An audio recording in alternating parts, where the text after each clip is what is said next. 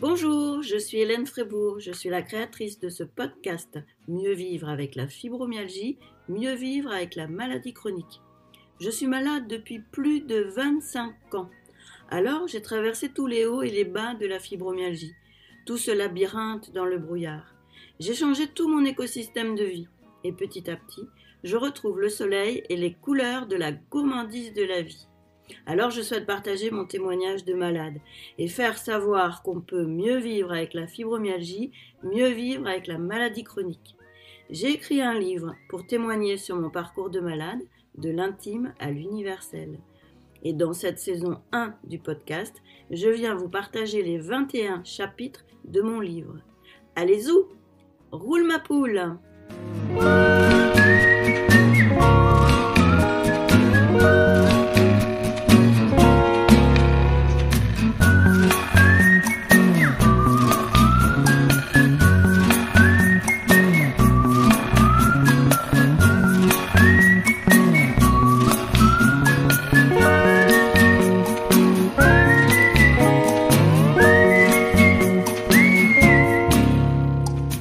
Voilà, c'est ça. Donc on a fait le 4. Ça va assez vite finalement. On va se retrouver en rade, on n'aura plus rien à faire. Et voilà. Allez, c'est parti. Ne nous déconcentrons pas. Ah oui, alors c'est le truc. C'est parti? Ça enregistre déjà. Hein. On va se marrer quand on va faire le montage. Allez, c'est parti! Alors aujourd'hui, le mot du jour, c'est écosystème de vie ou vision holistique. Tu peux nous éclairer ce que veut dire holistique?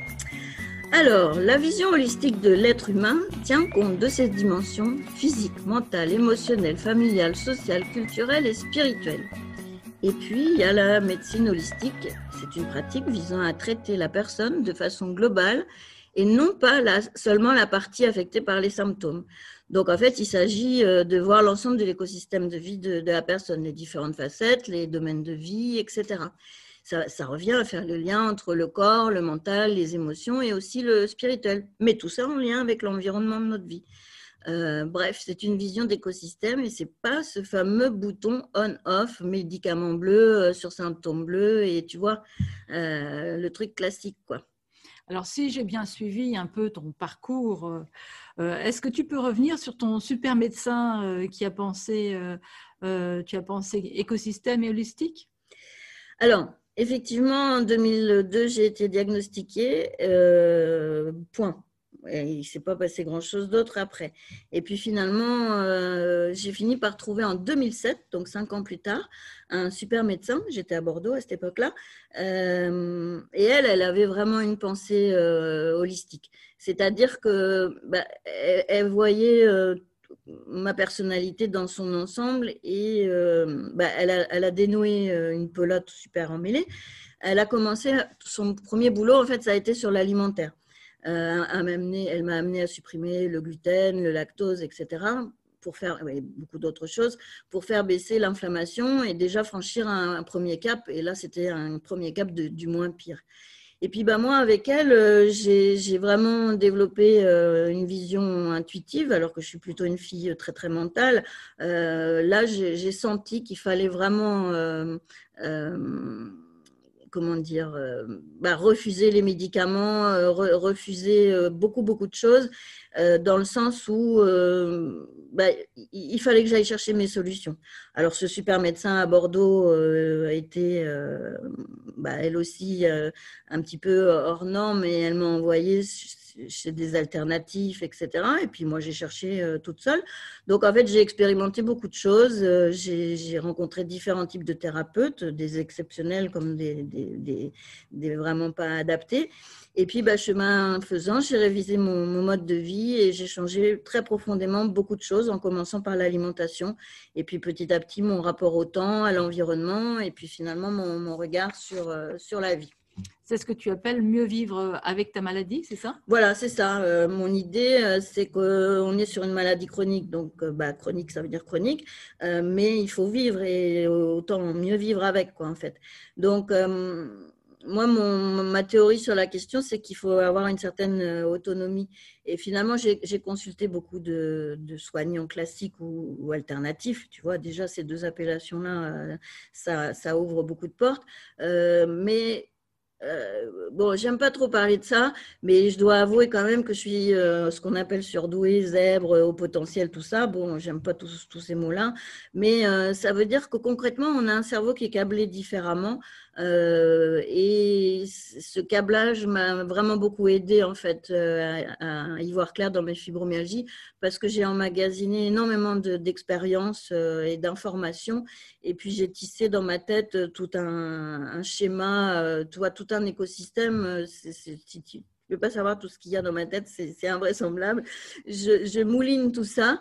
Non, mais je ne veux pas savoir. mais justement, je ne veux pas savoir tout ce qu'il y a dans ta tête, ça non. Mais j'aimerais bien concrètement, est-ce que tu pourrais nous donner des choses un peu plus, nous parler un peu plus concret? Oui, alors, par exemple, si on parle des histoires d'alimentation, moi j'avais, c'est pas très romantique et glamour, mais enfin, il y a quand même un gros problème de diarrhée avec le syndrome de l'intestin irritable. Donc, entre la diarrhée, les ballonnements, etc., franchement, c'est chiant à vivre, tu vois, c'est le cas de le dire. Et alors, bon, mon médecin m'avait amené à revoir l'alimentation, supprimer le gluten, etc., mais c'est pas si simple, en fait.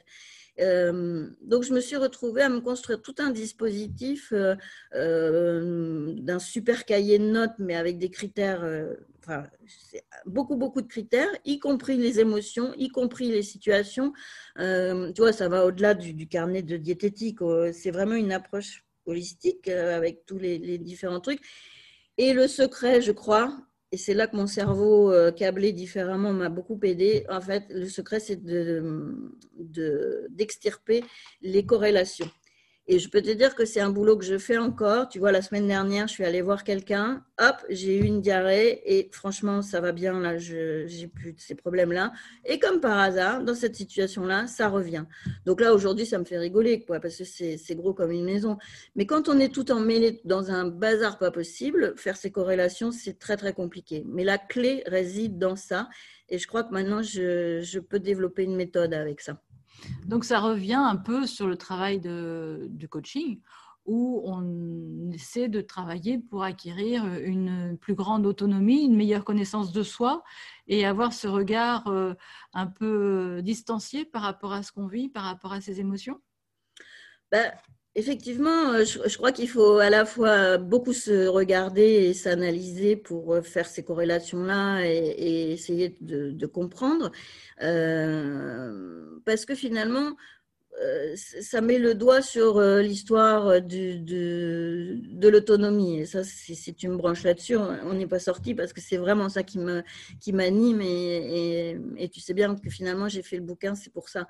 En fait, la question, c'est pas de critiquer le monde médical, ni institutionnel, ni quoi. Hein. Le système, c'est la faute à Macron, ça va pas chercher loin. Ce qu'il faut, c'est analyser soi et puis en tirer son propre apprentissage. Et en ça, on gagne des compétences, donc de l'autonomie. Et ça, je trouve que c'est vraiment important parce que c'est comme ça qu'on devient acteur de sa vie et de sa santé. Ok, alors demain, ce sera quel mot pour sortir de cet embrouillio? Alors, je ne sais pas si on va ressortir de la brouillot parce que demain, on va parler du brouillard. C'est la météo intérieure, tu vas voir, c'est tout un truc aussi, ça.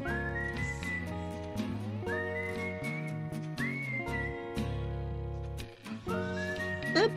Bon, alors évidemment, je commence un peu à dévier sur mes questions. Hein. Oui, mais c'est bien. Heureusement que je connais mon sujet.